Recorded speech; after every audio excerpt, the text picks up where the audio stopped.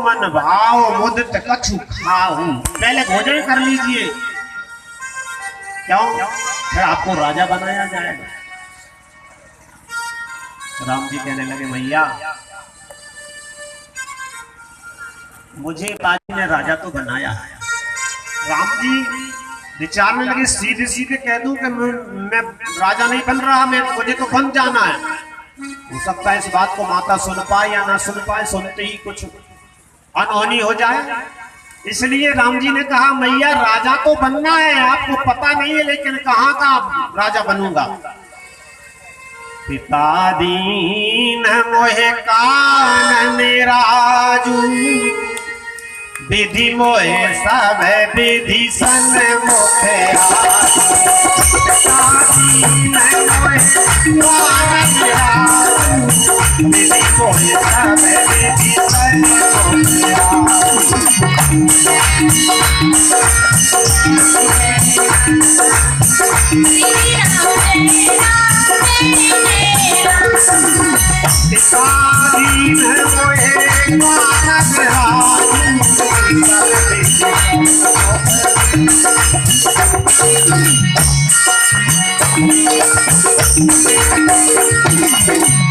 विधि मोए सब विधि सन्मुख आजू। ब्रह्मा मेरे आज अनुकूल हो गए हैं। पिताजी ने मुझे राजा तो बनाया है, लेकिन जंगल का राजा बनाया है। सुनते ही कौशल्या जी विचारने लगी, ये क्या कह रहे हो लाला? अरे लाल, अयोध्या तो सज रही है, तुम कह रहे हो कि मैं जंगल का राजा बनूंगा, फिर अयोध्या क्यों सजाई गई? तो मंत्री का एक जो पुत्र था, उसने धीरे से कौशल्या मैया को सब हाल सुना दिया कि रातों रात ये है बात बिगड़ गई। सुनते ही कौशल्या जी विचारने लगी, इस समय धैर्य से काम करना पड़ेगा।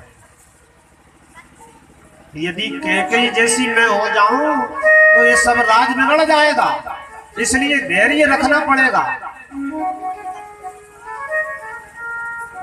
उन्होंने कहा, पुत्र आपको पिताजी ने आज्ञा दी है बन जाने की?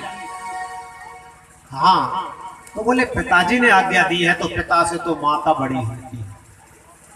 यदि पिताजी ने आज्ञा दी है तो मैं मना करती हूं, तुम बन नहीं जाओगे। राम जी कहने लगे, पिताजी ने भी आज्ञा दी है, लेकिन कैकेयी माता ने भी आज्ञा दी है। तो कौशल्या जी कहने लगे, यदि माता पिता दोनों ने कहा है तो आप वन को चले जाइए, फिर मेरे पास आने की जरूरत भी नहीं थी। क्यों? जब माता जी ने वही आज्ञा दे दी, जो केवल पितुआय सुताता, तो जन जाओ जान बड़ी माता। जो पितु मात कहे बन जाना, तो कानन सत अवध समान। आपके लिए फिर जंगल भी 100 अयोध्या के समान सुख देने वाला हो जाएगा। चले मैया माता पिता दोनों ने आज्ञा दी है। इस तरह की वार्तालाप जब हो रही है, कौशल्या जी कह रही हैं, मन तो ये कहता कि मैं भी तेरे साथ में चलूं, लेकिन क्या करूं? जानकी जी जो है अपने महल में बैठी बैठी समाचार पत्र पढ़ रही थी। सीता जी सुबह सुबह समाचार ही तो लिखा है कि जानकी जी ने जैसे ही समाचार पाया तो दौड़ करके वह भी आ गई और आकर के अपनी सासू के चरण पकड़ लिए। मैया, मैंने आपकी कोई सेवा नहीं कर पाई, लेकिन अब मैं आपसे आज्ञा मांगती हूँ कि पतिदेव के साथ वन को जाऊंगी। कौशल्या जी ने जब जानकी को देखा तो अब और हृदय में बड़ा दुख होने लगा कि राम जी भी जाएंगे, जानकी भी जाएंगे। राम जी के लिए भैया कहती है कि देखो राम, ये वही जानकी है जिनको हमने पृथ्वी पर चरण नहीं रखने दिया। अरे और तो क्या बात है, दीप बात नहीं टारन कहे, दिया की बाती भी आगे बढ़ाने की आज्ञा नहीं दी। वही सीता जी तुम्हारे साथ जाना चाहती है, क्या करें? राम जी ने समझाया, बारंबार समझाया। जानकी जी कहने लगी, हे पतिदेव, जैसे जल के बिना नदी अच्छी नहीं होती, शोभा नहीं देती, इसी तरह बिना पति के पत्नी जो है सुशोभित नहीं होती है। जहां पति हो वहीं उस पत्नी को रहना चाहिए। जिए बिन दे नदी बिन बारी, जिए बिन दे नदी बिन बारी,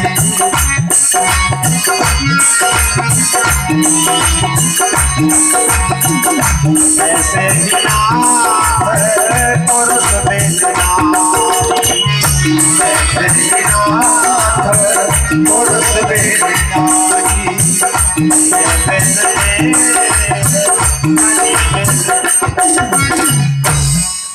बहुत कुछ समझाया। तब जानकी जी ने कहा कि हे प्रभु, बिना प्राणों के ये देह कोई काम की नहीं, बिना जल के नदी कोई काम की नहीं। ऐसे ही मैं भी आपके बगैर यहाँ नहीं रह सकती, मुझे आप साथ में ले चले। तब राम जी को, जानकी जी को भी आज्ञा दी। लखन लाल जी ने समाचार पाया, व्याकुल बिलख बदन उठ धाए, दौड़ करके आ गए। हृदय कांप रहा है।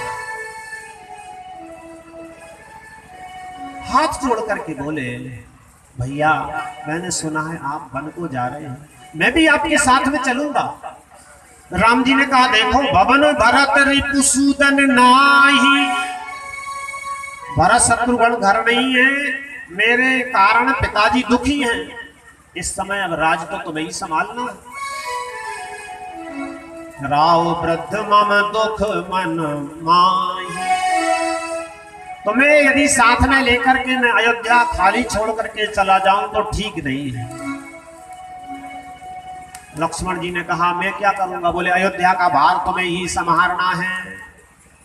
लक्ष्मण जी बोले, महाराज मैं इतना छोटा सा शिशु, मैं शिशु प्रभु स्नेह प्रतिपाला, मंदर मेरु की ले मरा। मंदराचल पर्वत गरुड़ जी पर रख करके भगवान लाए थे समुद्र में डालने, मंथन करने। अब छोटा सा हंस का बच्चा हो और उस पर तो मंदराचल रख दो तो बेचारा वो क्या उसको भार को सहन कर पाएगा? ऐसे ही मैं भी शिशु हूं महाराज, मैं इतना भार सहन नहीं कर पाऊंगा। राम जी ने कहा, जनकपुरी में तो तुम कह रहे थे कि तुम कह दो तो मैं ब्रह्मांड उठा दूं, आप कह दो तो धनुष लेकर दौड़ जाऊं। अब यहां ना कुछ अयोध्या का भार नहीं संभाल पा रहे। लखनलाल जी ने कहा, देखो महाराज, जहां तुम साथ में हो वहां तो मैं ब्रह्मांड भी उठा लूंगा, और तुम यदि मुझे छोड़ के चले जाओ तो फिर मैं छोटा सा पत्थर भी नहीं उठा सकता हूं। जो कुछ भी है वो सब आप ही है, मेरे माता पिता गुरु स्वामी। राम जी ने कहा, ठीक है तो तुम भी आज्ञा मांगो। लखन जी गए, दौड़ करके मैया के पास पहुंचे, अपनी मैया से आज्ञा लेते हैं। सुमित्रा जी चौक पूरने में लगी थी। चौके चार सुमित्रा पूरी, मणि में विविध भांति अति रूरी, मणियों के चौक पूर रही हैं। अनेक दासियां लगी हैं सेवा में, वो बता रही इस तरह से चौक पूर। लखनलाल जी पीछे खड़े हो गए, मुख मलिन है, और मणियों में जब सुमित्रा जी ने देखा लक्ष्मण पीछे खड़े हैं, अरे लखन आनंद का समय है, राम जी राजा बनने वाले हैं, तो तुम यहाँ खड़े हो जाओ, तैयारी करके आओ। लक्ष्मण जी बोले, मैया राम जी राजा नहीं बन रहे, सब हाल समझ दिया, मैं आज्ञा लेने आया हूं। सुमित्रा जी ने कहा, देख यदि राम जी बन जाते हैं तो तुम्हारा अयोध्या में कोई काम नहीं है।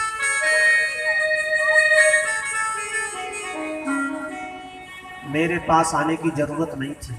क्यों? अरे माता तो तुम्हारी जानकी है और पिता तुम्हारे राम है। तात तुम्हार मात बेदेही, तात तुम्हार मात बेदेही, पिता राम सब माटी सने, पिता राम सब माटी सने, होते लखन राम बन जाई, अवध तुम्हारे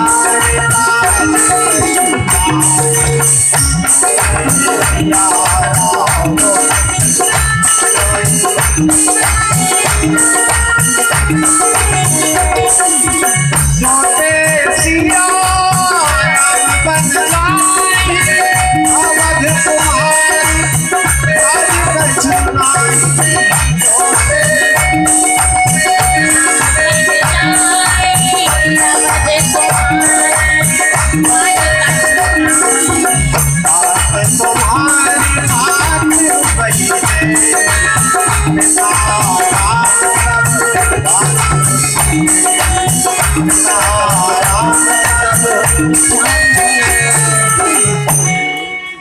लखनलाल जी को आज्ञा दे दी और कहा, देख पुत्र,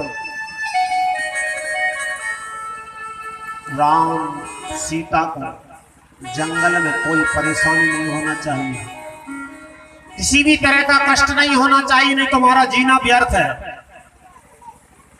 यहीं से तुम इन बातों को छोड़ के जाओ, राग रोष ईर्षा मद मोह इनके बस में तुम सपने में मत होना। लखनलाल जी बोले, मैया जागते में तो नहीं होऊंगा, लेकिन सोते में सपना आ गया तो इनके बस में हो जाऊंगा। इसलिए तुम्हारा पुत्र आज प्रतिज्ञा करता है कि 14 वर्ष में वन में सोऊंगा ही नहीं।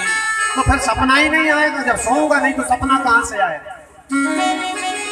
सुमित्रा जी ने कहा, धन्य है पुत्र, पुत्रवती माता तो वही होती है जिसका पुत्र भगवान का भक्त हो। पुत्रवती युवती जग सोई, रघुपति भगति जासो सुत हो। तुमने मेरी कोख से जन्म लेकर मुझे भी धन्य बना दिया। लखनलाल जी मैया से आज्ञा लेकर के तुरंत दौड़ करके आए हैं और राम जी के साथ में हो गए। सीता राम और लखन पहुंच गए कहां पर? दशरथ जी के आगे। जैसे ही दशरथ जी जो है देखते हैं, ओहो सीता राम जी तो खड़े ही हैं। तो उसी समय उन्होंने कहा, देखो, अरे कैकेयी ने तो वरदान यह मांगा था कि राम जी को 14 वर्ष के लिए बन जाना है। ये जानकी और लखन क्यों साथ में जा रहे हैं? इनको तो रोको। कैकेयी मैया को बड़ा गुस्सा आया। उन्होंने विचार किया, ये तो समय ज्यादा बढ़ाते ही नहीं। मुनिपट भूषण भाजन आगी, मुनियों के जो बलकल वस्त्र है वह तुरंत ला करके रख दिए और कहा, हे राम, इन वस्त्रों को शीघ्र पहनो, ये पिता तुम्हारे लिए छोड़ने वाले नहीं है। राम जी और लखन लाल जी ने बलकल वस्त्रों को धारण किया। जानकी जी जैसे ही अपने वस्त्रों को उतारना चाहती है, गुरुदेव वशिष्ठ आ गए।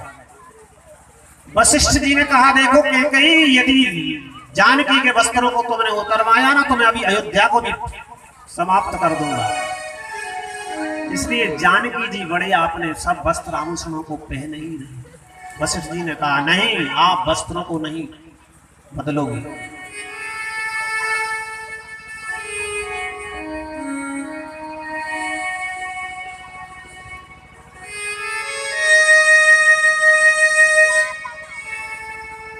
श्री राम जी ने बलकल वस्त्रों को धारण किया है।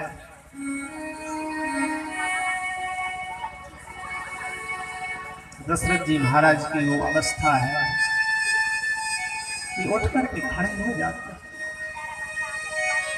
धड़ाम से पृथ्वी पर गिर जाते हैं। सेवकगण पकड़ते हैं। श्री राम जी कहते हैं, पिताजी, आप ना कुछ बात के लिए इतना दुख कर रहे हैं।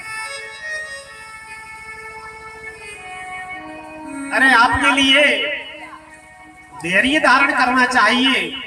आपके आशीर्वाद से मेरे लिए वन में भी सब कुछ मिलेगा। विदा होकर के राम जी ने वहां से चल दिया है। बाहर आकर के सबको बुलाया, सेवकों को बुलाया भगवान जी ने और कहा देखो, जिस तरह से मेरे पिता और मेरी माता को दुख ना हो वही सेवा करना, वही मेरा सच्चा इसमें ही है। अयोध्यावासी साथ में हो जाते हैं, हे राम हम आपको छोड़ नहीं सकते।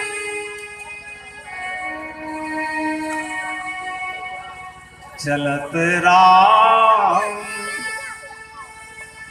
जैसे ही राम जी चले, अयोध्या वासियों ने कहा इस भवन में, इन महलों में हम नहीं रहेंगे। जो अयोध्या आनंदमय थी, सबको बहुत अच्छा लगता था, लेकिन अपने जब घर में जाते हैं तो ऐसा लगता है घर मसान परिजन जन भूता। कोई अपना परिजन है प्रियजन है तो भूत के समान लगता है, घर मसान के समान। सुतहित मीत मन हो यमदूता, रिश्तेदार नातेदार पुत्र पत्नी यमदूतों के समान दिखाई देने लगे। राम जी ने ब्राह्मणों को बुलाया, 14 वर्ष के लिए अन्न दान किया कि मैं 14 वर्ष के लिए अन्न छोड़ के जा रहा हूं, तो वो अन्न का दान आपको